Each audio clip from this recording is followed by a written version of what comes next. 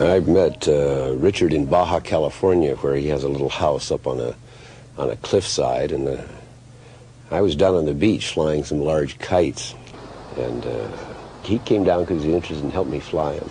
So I spent the afternoon with Dick, and we talked about art and a little bit about physics, and became friends and saw more of each other. I think he was interested in views of life that were different than his own, as long as they were informative to him.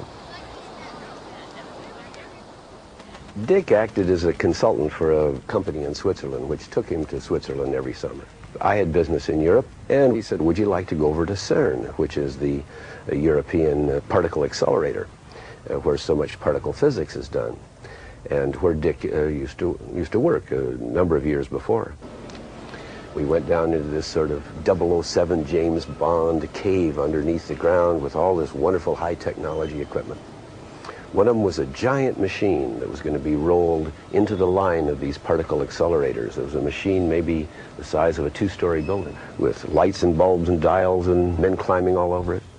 Feynman said, what experiment is this? And the director said, why, this is an experiment to test the charge change in particles under such and such circumstances. And then he stopped and he said, oh, I forgot, this is your theory of charge change, Dr. Feynman.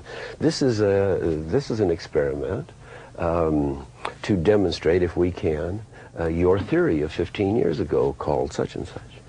And he was a little embarrassed at having forgotten that. Feynman looked at this big machine and he said, how much does this cost? And the man said, $37 million or whatever it was. And Feynman said, oh, you don't trust me?